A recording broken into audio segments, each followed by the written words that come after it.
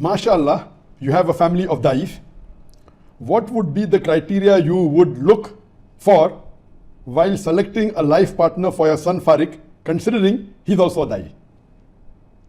Brother Muhammad Yunus has posed the question that what would I look for in a life partner if I have to choose a life partner for my son Farik who's a da'i?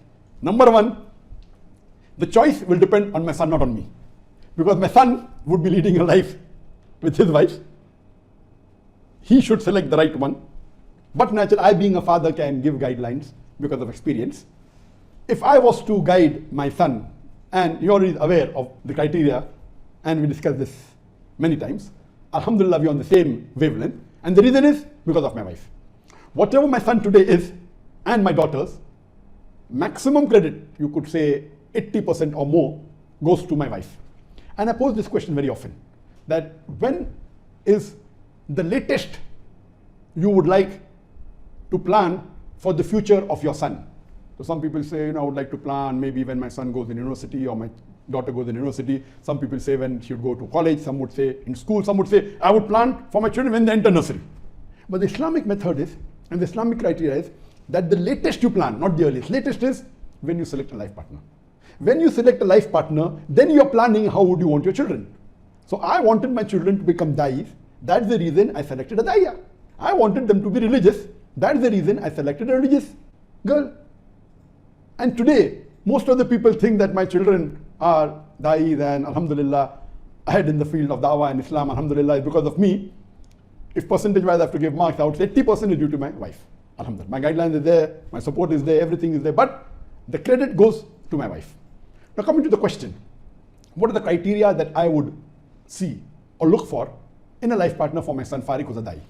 As I mentioned in my early answer, our beloved Prophet Muhammad said in Sahih Bukhari, volume number 7, hadith number 5090, and the same hadith is repeated in Sahih Muslim, volume number 4, hadith number 3635.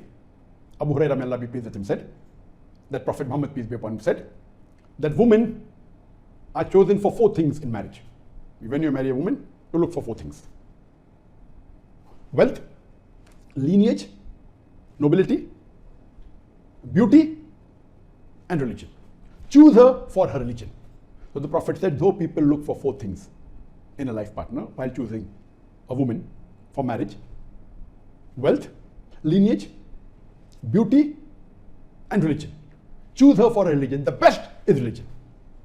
And as I mentioned earlier, that I would tell my son that while choosing a life partner, see to it that you give 95% weightage to religion.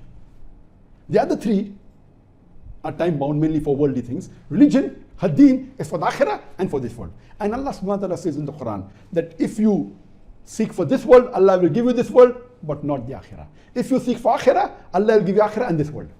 As far as the wealth is concerned, I would not like my son to use the wealth of his wife for the living. He should be a man, he should look after himself. He is a qawwam. So what difference does it make whether the girl is rich or poor? So as far as the wealth is concerned, there is no weightage at all. Only thing you should be careful that poorer she is, the better it is. The richer she is, it is difficult. But if she's extremely rich, then you have to be careful. If she's extremely rich and used to that luxury of life, she may be a billionaire's daughter, then I would say be careful. Unless her deen is 100 out of 100, then maybe she would not care for the wealth that she has. But otherwise, if she's too wealthy, you have to be careful, you may not be able to take care of her. So poorer the better. So the weightage for the wealth is 0, but only be careful that she's not extremely rich. If she's poor, the better. If she's normal, also no problem. Rich, also no problem, but not too rich or excessively rich. Point number 2, the lineage or the family. I would say that it makes no difference. But if she's coming from a very religious family, it may carry a very small, maybe 0.5% weightage according to me. If it is good, but whether it is or not, the deen is more important. Some people from the very good family may not be good. We have the examples of children of the Ambiyas, of messengers, who were mushriks. You have examples of children of mushriks who became messengers. So you have both these examples. So lineage is important, but not that much. I would hardly give any weightage to that. Maybe 0.5%. As far as beauty, she should not be repulsive, but naturally my son should like her. And beauty differs. It's in the eye of the beholder. And everything is in the mind. So I would say, okay, you can give about maybe 3 or 4% marks for beauty. 95% minimum should be for deen. This is what I would guide him, and this is what I believe, even he believes in this. Regarding the criteria and the requirement, but natural, the basic requirements that a Muslimah should be. In the criteria, I would have 8 criteria which are compulsory.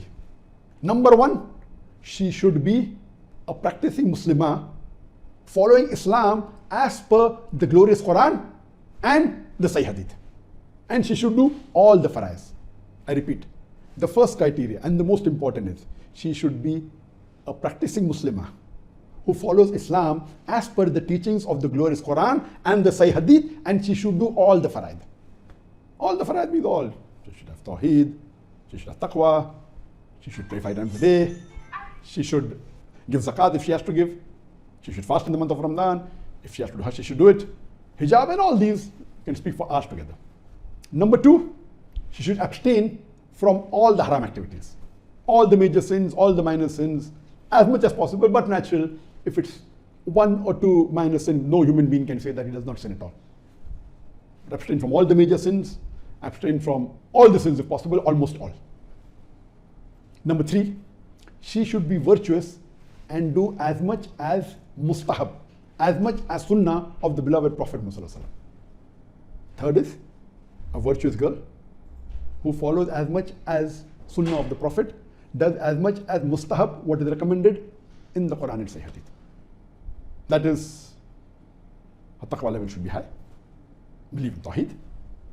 Besides the 5 times salah, she should offer the tahajjud salah, she should pray the sunnat al-muqadda, the sunnat al-muqadda, she should give charity besides the farz zakat, besides fasting in the month of Ramadan, she should fast the day of Arafah, fast the first 9 days of Zil-Hijjah, the 3 days of Muharram, 9, 10, 11. She should keep the 6th fast of Shawwal. She should fast 3 days, the Ayyamul Bid, every month. She should fast on Monday and Thursday, and so on and so forth.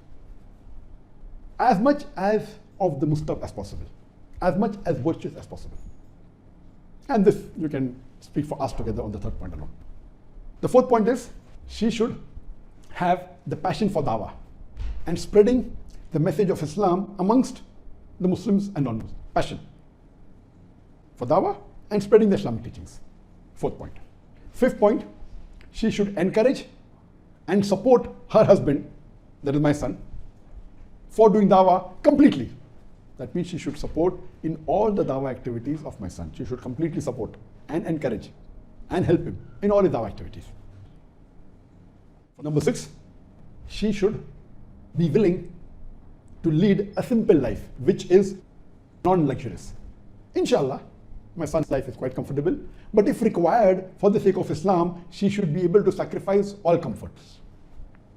7th, she should be fluent in English, because my son is fluent in English and he would want her to be fluent in English. The 8th is she should be willing to settle in Malaysia or wherever my son would shift, but his plans are to stay and live in Malaysia, so she should be willing to settle in Malaysia. These are the 8 compulsory criteria, if I would mention the criteria for selecting life partner for my son. As far as the criteria which are very important but not compulsory, number 1 would be, I would want her to be fluent in Fusha Arabic. The classical Arabic, the Arabic of the Quran, she should be fluent in that. The reason is that I would want my children to be fluent in Arabic. My son knows Arabic fluently, Fusha. I would want his wife to know, so that the children are fluent in English and Arabic both. Number 2, she should be a da'iyah. She should propagate Islam to the non-Muslims and the Muslims. Number 3, she should have a bachelor's degree in any of the Islamic studies, whether it be Islamic studies in general, or in Sharia, or in Quran, or in Hadith. These are preferable, not compulsory. If little bit is less or more, no problem, but preferable. The third is bachelor's in Islamic studies. The fourth is, I would also want her to be a Hafiz al-Quran. My son is Hafiz, I want to be Hafiz, so that the children also are Hafiz. And being Hafiz is preferable for doing dawah. Number 5, she should be associated with an Islamic organization.